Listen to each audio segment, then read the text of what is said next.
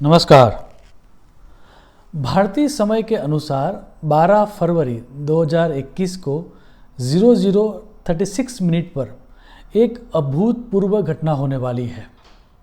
आकाश में दिखने वाले 7 ग्रह दैट मीन्स सूर्य, चंद्र, बुध, गुरु, शुक्र, शनि और प्लूटो एक साथ मकर राशि में रहने वाले हैं। देश, दुनिया और हमारे पर इसका प्रभाव क्या होगा, इसके बारे में आज बात करेंगे। अगर मुझे समझाना हो इस घटना को ताकि हम सब समझ पाए तो ये समझ लीजिए कि एक घर है और एक घर के अंदर 12 कमरे हैं और वो 12 जो कमरे हैं उनके 7 मालिक हैं।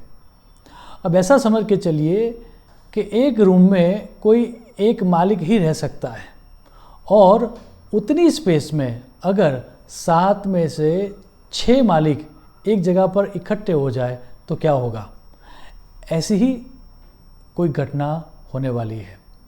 जगह कम है और सब मालिक 6 में से 7 मालिक एक जगह पर इकट्ठे हो रहे हैं मकर राशि में, इसलिए एक तरह की भीड़ भाड़ होगी, एक तरह का पैनिक होगा, एक तरह का कन्फ्यूज़न होगा और शायद स्पेस के लिए युद्ध जैसी परिस्थितियों का निर्माण भी हो सकता है। मकर राशि का मालिक शनि तो पहले से ही मकर राशि में है, उसके साथ गुरु और प्लूटो भी पहले से है, लेकिन अब सूर्य, चंद्र, बुध और शुक्र भी उसके साथ इकट्ठा होने जा रहे हैं और इसीलिए एक तरह का विशिष्ट योग का निर्माण हो रहा है। अब ऐसा समझिए कि बहुत सारे इम्पोर्टेंट लोग अगर एक ही जगह पर इकट्ठे हो जाए तो इसके 2 अर्थ हो सकते हैं। शायद वर्तमान काल में कोई इमरजेंसी जैसी परिस्थितियों का निर्माण हुआ है या फिर फ्यूचर का कोई प्लानिंग करना है। वैसी अवस्था में ही बहुत सारे लोग, इम्पोर्टेंट लोग इकट्ठा होते हैं। यहाँ पर 7 ग्रह इकट्ठे हो रहे हैं और उसके लिए संहिता ग्रंथों में ये कहा गया है कि आने वाली बड़ी मुसीबत का प्लानिंग करने के लिए आकाश में ग्रह एक राशि में इकट्ठा होते हैं। सो उसका अर्थ ये हुआ कि कुछ बड़ा होने वाला है और उसका प्लानिंग हम समझ पाए, उसके लिए हम योग्य तरह से आयोजन कर पाए, इसीलिए ये ग्रहों की युति का निर्माण हो रहा है। एक बात और मैं यहाँ पर स्पष्ट करना चाहूँगा और वो ये है कि जब वेदांग ज्योतिष में योग की बात आती है तब उस गणना में राहु और केतु एवं यूरेनस, नेपच्यून और प्लूटो को नहीं गिना जाता और इसीलिए अगर हम 12 फरवरी 2021 की अमावस्या की कुंडली देखें तो उस कुंडली में सूर्य, चंद्र, बुध, गुरु, शुक्र और शनि, यह 6 ग्रह मकर राशि में स्थित माने जाएंगे वेदांग ज्योतिष के आधार पर। और ग्रहों की ये जो युति बन रही है उसके आधार पर किस तरह की ऊर्जा का निर्माण होगा उसके लिए सारावरी ग्रंथ में एक सूत्र दिया गया है। सूत्र देखें। मंत्री नृपस्य सुभगः शांति यूतो भवति शोक परितप्तः अकलत्रो धनरहितो रविंदु बुध जीव सित सौरही। अगर हम श्लोक को डिकोड करें तो ये समझ में आता है कि जब सूर्य, चंद्र, बुध, गुरु, शुक्र और शनि युति बनाते हैं तब राजा, प्रेसिडेंट या प्राइम मिनिस्टर किसी एडवाइज़र की एडवाइस को फॉलो करके एक्शन लेते हैं, लेकिन वो जो एडवाइस होती है वो गलत होती है और उसके कारण बहुत बड़ा नुकसान होता है। इतना ही नहीं, समाज में एक तरह का शोक का वातावरण बना रहता है और सामाजिक जो व्यवस्था है हमारे रिलेशनशिप में उसमें बहुत बड़े चेंजेस आते हैं। सो उसका अर्थ ये हुआ कि राजा या मंत्री या प्रेसिडेंट जिनकी पावर पूरे देश पर चलती है वह किसी एडवाइज़र की सलाह के आधार पर एक्शन लेगा और वो गलत साबित होगी और देश में और दुनिया में एक तरह का शोक और भय का वातावरण बना रहेगा। अगर हम आधुनिक जो ज्योतिषी है उनकी सलाह को माने और उनके अनुसार अगर प्लूटो को भी हम इस योग में डाल दें तो एक विशिष्ट योग का निर्माण होता है, जिसको कहा जाता है 7 ग्रहों की युति के कारण पैदा हुआ योग, और उसको शास्त्र में गोल योग नाम से जाना गया है। अब इस गोल योग के लिए बृहत संहिता एवं नारद संहिता में एक श्लोक दिया गया है। आप श्लोक देखें। सप्त ग्रहा यदेकस्था गोल योगस्तदा भवेद दुर्भिक्षम राष्ट्रपीड़ा च तस्मिन योगे न संशयः। अर्थात एक राशि में 7 ग्रह साथ में हो तो गोल नामक योग होता है, जिससे अकाल एवं राष्ट्र पीड़ा होती है। ऐसा ही यह गोल योग आज से तकरीबन 59 ईयर्स अगो फरवरी 4, 1962 के दिन हुआ था। अगर हम उस दिन की कुंडली को देखें तो उस कुंडली में मकर राशि में ही सूर्य, चंद्र, मंगल, बुध, गुरु, शुक्र, शनि, यह 7 ग्रह इकट्ठे बैठे हैं। अगर 1962 में इस ग्रहों की युति के बाद, ये गोल योग के बाद क्या हुआ था, वो अगर हम समझ लें तो हमारे लिए ये समझना आसान होगा कि आगे जाके क्या होगा। तो सबसे पहले देखते हैं कि 1962 में गोल योग के बाद क्या हुआ था। तो सबसे पहला जो ख्याल आता है वो आता है इंडिया और चाइना का वॉर। 1962 में इंडिया और चाइना का वॉर हुआ था। जिस तरह की परिस्थितियों का निर्माण अभी बॉर्डर पर है, हमें लग रहा है कि युद्ध के चांसेस बहुत ज़्यादा है। हालांकि इस ग्रह युति में मंगल नहीं है, इसलिए युद्ध जैसी परिस्थितियां हो या स्मॉल वॉर हो, ऐसा लग रहा है, बड़ा वॉर नहीं दिख रहा है, लेकिन फिर भी युद्ध के आसार नज़र आ रहे हैं। यूएसए में इसी टाइम दौरान क्यूबा मिसाइल क्राइसिस हुई थी, और इस दफ़े भी हमें ये लग रहा है कि इंटरनेशनल वाटर बॉर्डर पर यूएसए के द्वारा कोई एक्शन लिए जाएंगे, और जिसके कॉन्सिक्वेंसेस यूएसए और उसके जो अलायंस कंट्रीज हैं उन सबको भुगतने पड़ेंगे। सो इंटरनेशनल बॉर्डर पर आपका ध्यान होना चाहिए, क्योंकि इस योग के बाद वो एक्टिवेट होने वाला है।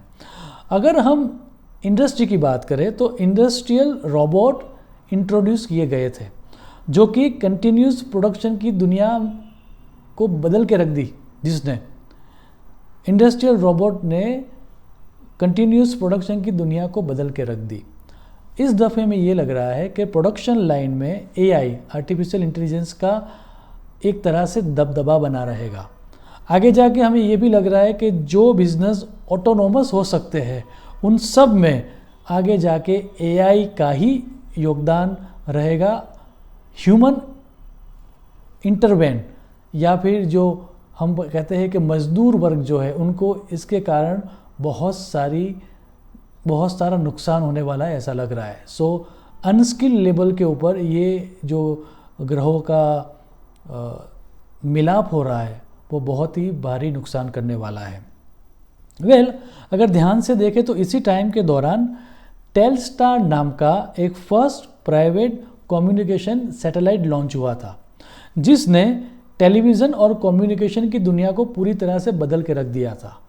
इस दफ़े भी हमें ऐसा लग रहा है कि कुछ ऐसी घटनाएं होगी, शायद कोई नया सैटेलाइट हम छोड़े, या फिर जो एग्जिस्टिंग सैटेलाइट है उसकी कॉन्फ़िगरेशन में कोई चेंज किया जाए, और आगे जाकर ओटीटी प्लेटफॉर्म ही सक्रिय रहेगा। हम देखेंगे कि आने वाले टाइम में ओटीटी प्लेटफॉर्म का ही दबदबा बना रहेगा। इसके आधार पर अगर एंटरटेनमेंट दुनिया की ही बात करें तो एक चीज़ और भी हुई थी 1962 में, और हुआ ये था कि उस ज़माने की जो सबसे खूबसूरत स्त्री जिसको माना जाता था, मर्लिन मनरो, उनकी रहस्यमय मृत्यु हुई थी।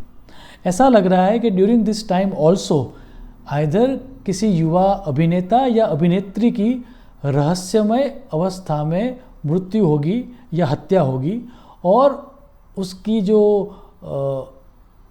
जो ताने बाने हैं वह किसी मंत्री तक पहुंचेंगे, कोई मिनिस्टर इन्वॉल्व होगा, और ये कॉन्स्पिरेसी बहुत सालों तक चलेगी।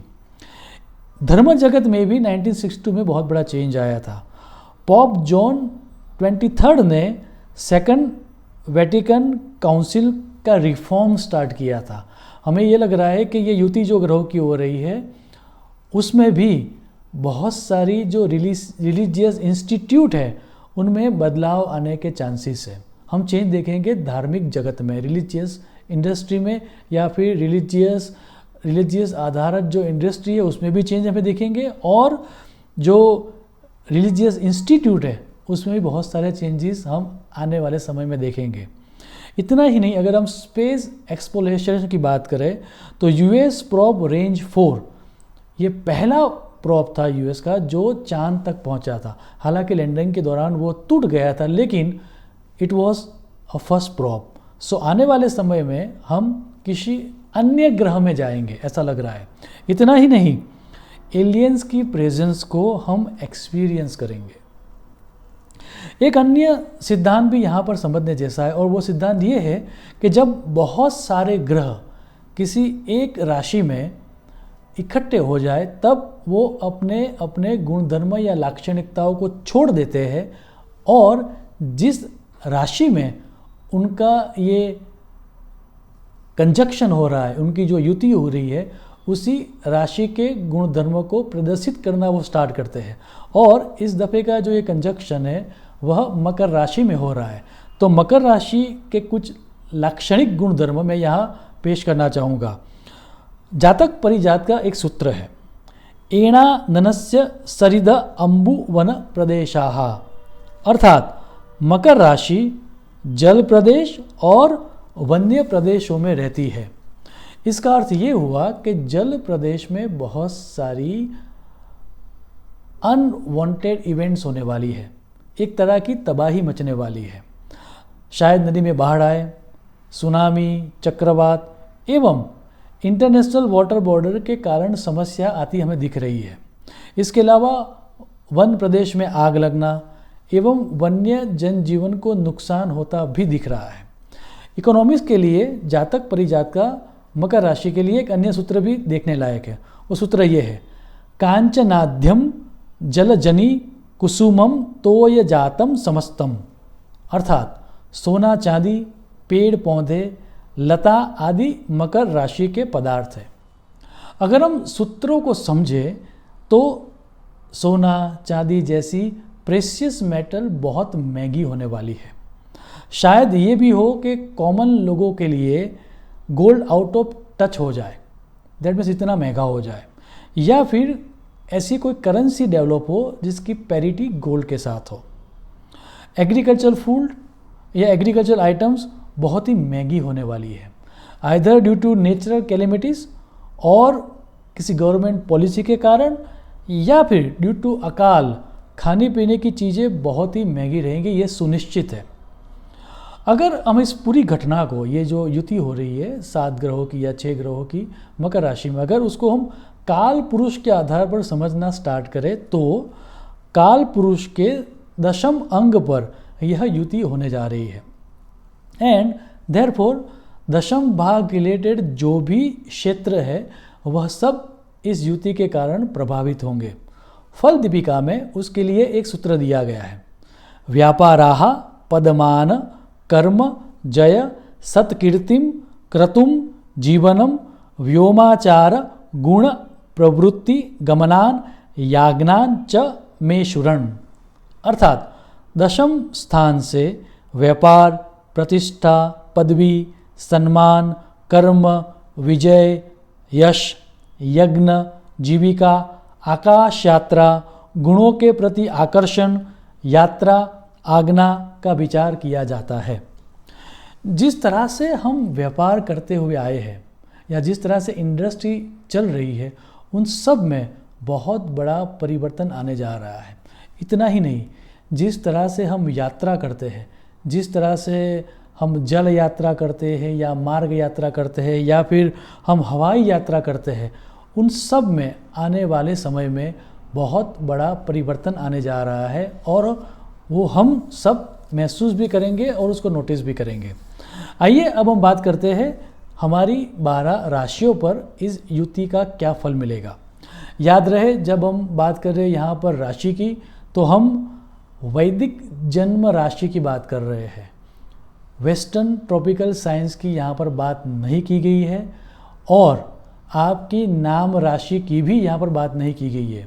यहाँ पर जो फलादेश दिया गया है वह फलादेश आपकी वैदिक जन्म राशि के आधार पर दिया गया है। मेष, वृषभ और कन्या राशि वालों के लिए यह समय अति शुभ रहेगा। बहुत सारी अपॉर्चुनिटीज़ मिलेगी और चारों तरफ से अच्छे अच्छे गुड न्यूज़ भी मिलेंगे। कर्क, वृश्चिक और मीन राशि के लिए यह समय शुभ से एवरेज समय रहेगा। कुछ क्षेत्रों में आपको अच्छा रिजल्ट मिलेगा, लेकिन अन्य क्षेत्रों में आपको ज़्यादा मेहनत करनी पड़ेगी। दैट मीन्स जितनी आप मेहनत करोगे उतना रिजल्ट आपको मिल जाएगा, लेकिन आपको सतर्कता बरतनी पड़ेगी। मिथुन, सिंह और तुला राशि के लिए यह समय बहुत ही अशुभ और चैलेंजिंग रहेगा। अगर आपको 100% चाहिए तो हमारी सलाह है कि आपको 150% एफर्ट्स डालने पड़ेंगे, तभी जाके आपको 100% रिजल्ट मिलेगा।